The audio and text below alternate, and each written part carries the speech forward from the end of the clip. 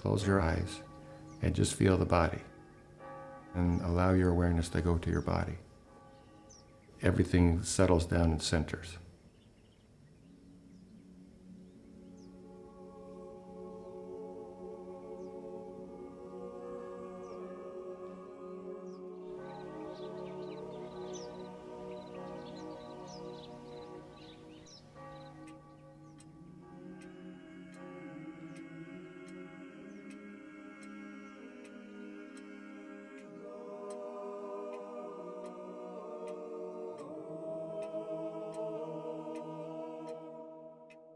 Slowly, take a minute, slowly open your eyes.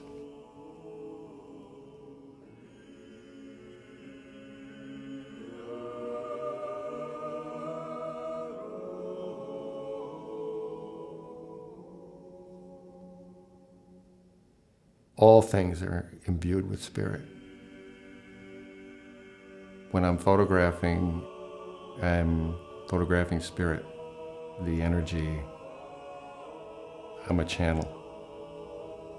And for me, it's sharing with my client what I see.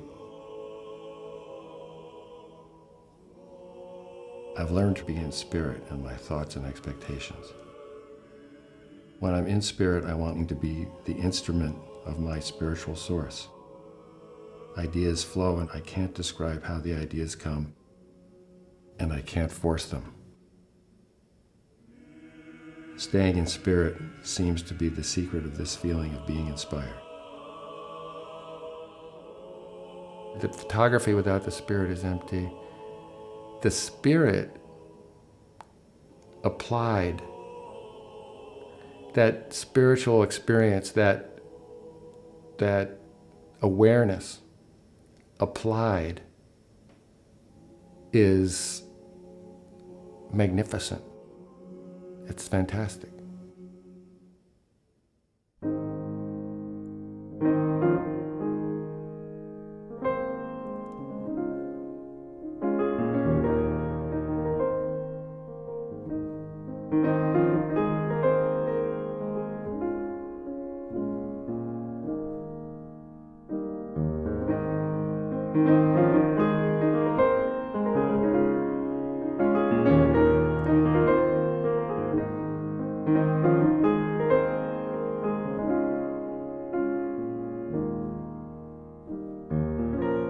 For me, the magic and the excitement is making that connection on a spiritual level and then showing that in the images. So clients, they see things they never thought they'd see in a print. They vibrate with that spirit. And their spirit goes into the shoot, goes into the photography. So they're not just a record of what these people look like at a point in time. It's also a record of that spirit. And that's why the images look a little different.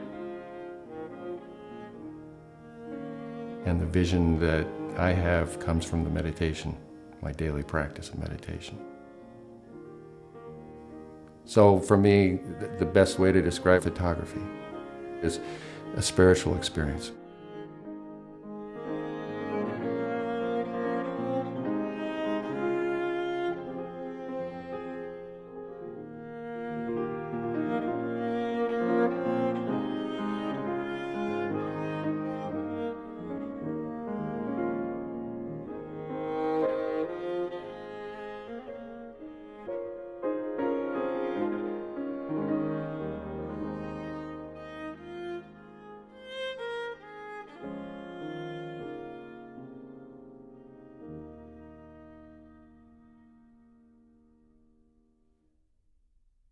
What's my purpose on the planet?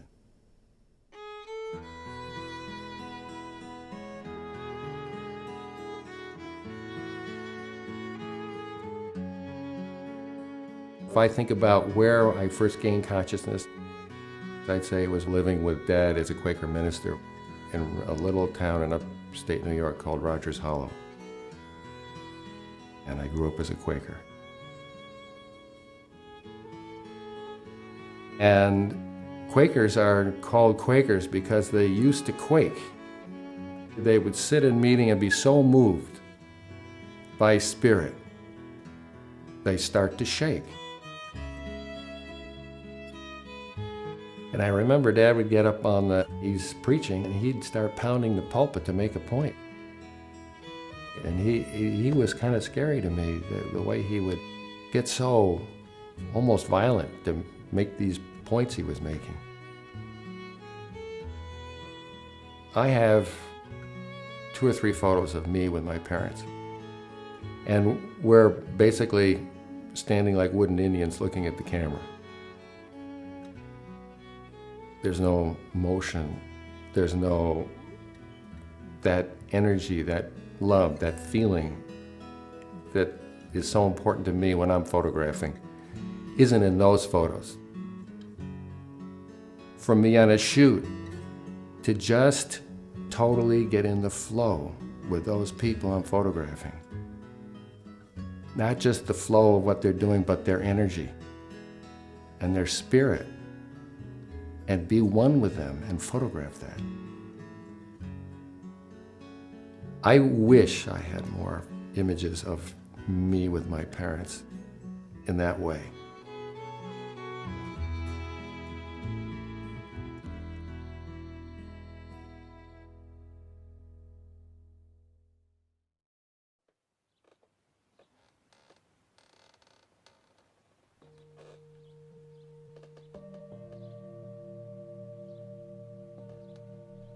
I started at Rhode Island School of Design, at RISD as a student.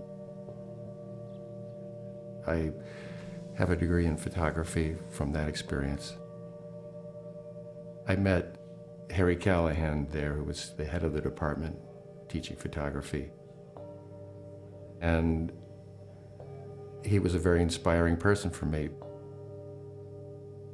The way he taught photography was so simple, and the way I meditate is so simple. The two have a lot in common that way.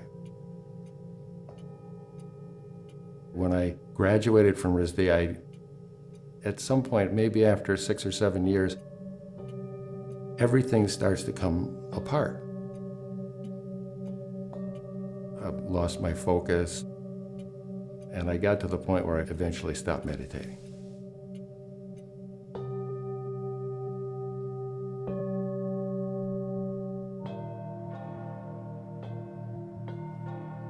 Time goes by, I marry Trudy. One thing leads to another, and I'm going into Chinatown, learning to chant with a Tibetan Rinpoche.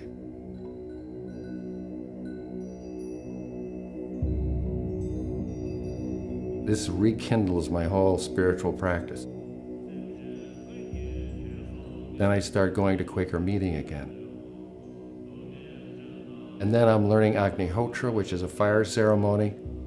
The fire ceremony you do at sunrise and sunset to help heal the planet. One thing is building on another thing, is building on another thing.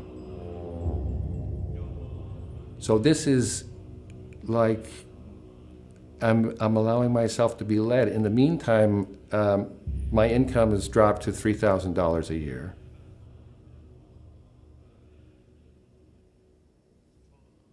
I grew up with no spirituality, no religion, my parents were not atheists, but they're just not practicing a religion. We didn't go to church.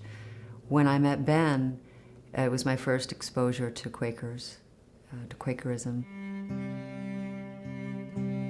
Ben told me that he was going to pursue this spiritual practice and really wanted me to come on board and to understand and to do what he was doing. But I was so resistant to it because it wasn't my thing. It was real important for me to have my own path. And so Ben's working on his thing, and boy, he's going somewhere, and I don't want to be left behind. So, follow your bliss.